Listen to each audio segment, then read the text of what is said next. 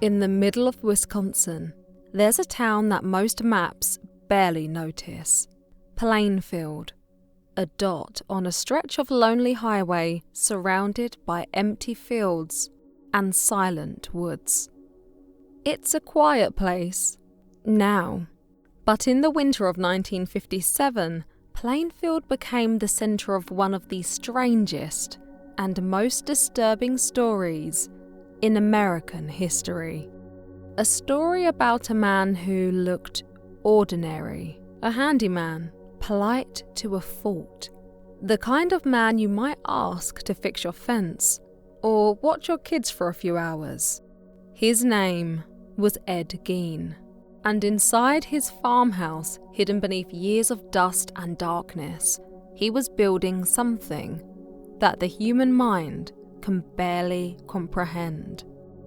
This isn't a story about blood or gore. It's a story about loneliness, about grief, madness, and a man who tried to bring his mother back from the grave in his own impossible way. Edward Theodore Gein was born on August 27, 1906, in La Crosse County, Wisconsin. His father, George, was a violent alcoholic. His mother, Augusta, was a devout and controlling woman who believed the world was filled with sin, especially in the form of women. From the time Ed could walk, she preached to him about purity, temptation, and damnation. She told him women, except herself, were the root of all evil, and he believed her. The Gein family eventually moved to a 155-acre farm just outside Plainfield. It was isolated, bleak, and surrounded by marshland. There, Augusta kept her two sons, Henry and Ed, completely cut off from the world. No friends, no visitors, no distractions. Augusta would read to them from the Old Testament about death and divine punishment. She filled their heads with images of sinners burning in hell. But there was a problem. Henry, the older brother, didn't believe her. He started to see how warped their mother's teachings were. In 1944, Henry died in a mysterious fire on the property. Ed told police that his brother had collapsed while fighting the blaze, but investigators were puzzled. Henry's body showed bruises on the back of his head. Still, no charges were filed. After that, it was just Ed and Augusta, and when she died of a stroke a year later, Ed was left completely alone, emotionally, spiritually, and mentally. Neighbours noticed that he stopped coming into town. When he did, he was quiet, polite, even helpful. But his eyes had a faraway look. He was, as they said, off. He sealed up his mother's bedroom like a shrine, untouched, frozen in time. Everywhere else, the farmhouse began to decay. And that's when the loneliness set in. The kind of loneliness that festers until it becomes something else. By the late 1940s, Ed Gein lived in a world entirely his own. He spent nights reading books about anatomy, grave robbing, and strange medical experiments from World War II. He collected horror magazines and stories about cannibals and headhunters. In town, people saw him as harmless, odd, but gentle. He babysat local kids, helped neighbours with odd jobs, and was known for his shy, nervous laugh. But on some nights, when the moon was low and the wind moved across the fields, Ed would jump into his old pickup truck and drive out to the local cemetery. He said later that he would fall into a kind of trance. He'd stand by the graves of recently buried women who reminded him of his mother, and something inside him would take over. When he woke up, he'd already done it. He'd opened the graves and he'd taken parts of the women home with him. Investigators later said that over several years, Ed robbed multiple graves. He brought back what he thought he needed to make his mother whole again. In his delusional mind, he believed he could recreate her. Inside his decaying farmhouse, surrounded by silence and decay, Ed began crafting what he thought was a tribute to her. The rooms filled with objects he'd made, pieces of furniture, clothing and keepsakes, all built from what he took from the dead. To him, it wasn't grotesque, it was sacred. He was making his home into something between a chapel and a tomb. Plainfield was a small town, the kind of place where everyone noticed when someone disappeared. In 1954, a tavern owner named Mary Hogan went missing. Her bar was empty, a pool of blood on the floor, but there was no body, no witnesses, and no suspect.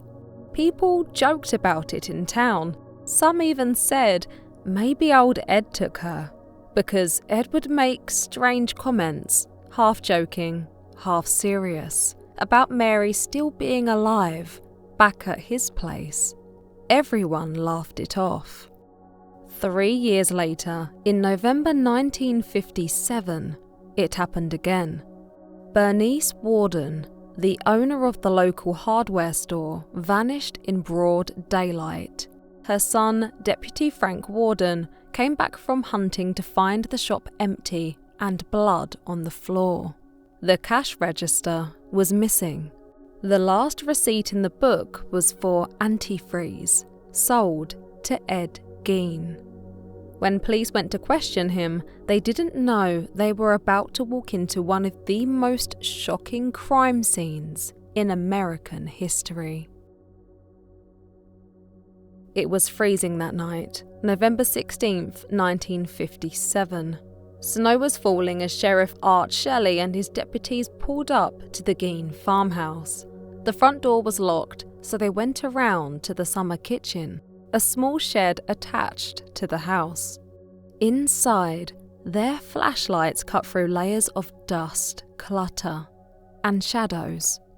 One of the officers brushed against something hanging from the rafters, and when he turned his light upward, he froze. The nightmare of Ed Gein's world was laid bare. Police quickly called for backup. What they found inside was beyond comprehension.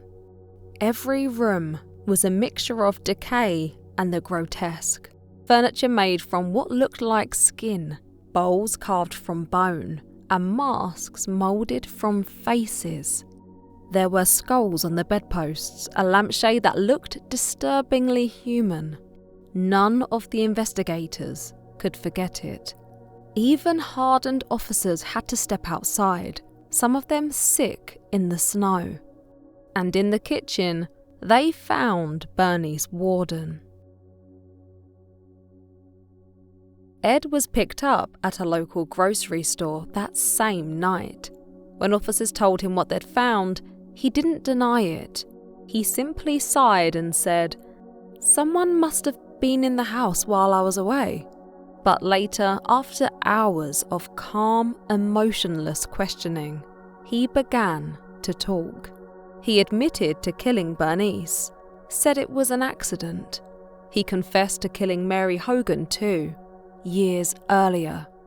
And then he told them about the graveyards, about the nights he'd dig up the bodies of women who reminded him of his mother. To the police, it was unbelievable. To the psychiatrists who later examined him, it was tragic, the product of a mind completely lost to delusion. They determined Ed wasn't a sadist or a thrill killer. He wasn't motivated by hate or cruelty. He was psychotic, trapped in a world where death and life blurred together, where his mother's voice still echoed, telling him what to do. When asked why he did it, he said quietly, "I just wanted her back." In 1958, the story spread across the world. Headlines called him the Mad Butcher of Plainfield. His name became a symbol of rural horror. The idea that evil could live quietly next door. But when Ed finally stood trial in 1968, doctors agreed he was legally insane. He was sent to a mental institution where he lived for nearly 3 decades. There, he was quiet, polite and obedient. The same soft-spoken man he'd always been. Nurses said he loved reading magazines, doing small chores, and carving little trinkets from soap. He died in 1984 from cancer, in his bed at age 77. He was buried next to his mother in Plainfield Cemetery, though over the years, people vandalized his grave so often that the headstone was eventually removed. All that remains is a patch of grass, unmarked and ordinary. Ed Gein's crimes changed American culture. He only killed 2 people, far fewer than most serial killers, but what he did after, the strange, ritualistic nature of it, shook the world. Writers and filmmakers turned his story into legend. Norman Bates in Psycho, the boy who couldn't let go of his mother. Leatherface in the Texas Chainsaw Massacre, the man behind the mask. Buffalo Bill in The Silence of the Lambs, the killer trying to transform himself. All of them borrowed pieces of Ed Gein's madness, his grief, his confusion, his obsession, and yet none of them captured the quiet, pathetic truth of the real man.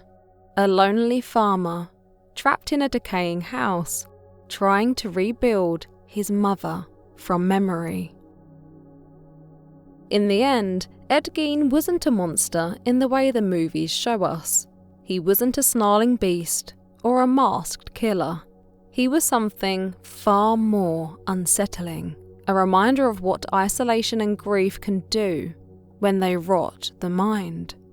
Psychiatrists described him as a man who had never grown up, emotionally frozen, obsessively devoted to a mother who could never love him in a normal way.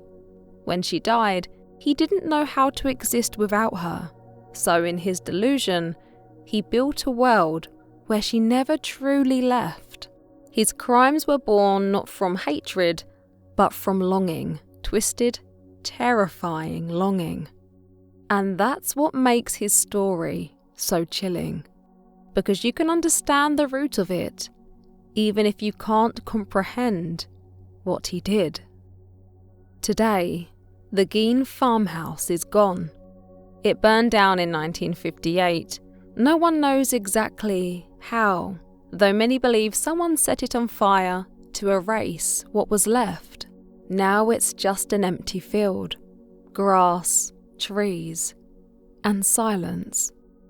But locals say if you drive past on a cold night, when the fog rolls across the road and the wind moves through the pines, you might still see the outline of the old farmhouse, a flicker of a lantern light in the distance, and maybe if you listen closely, you'll hear the faint creak of floorboards, footsteps from a man still searching for his mother.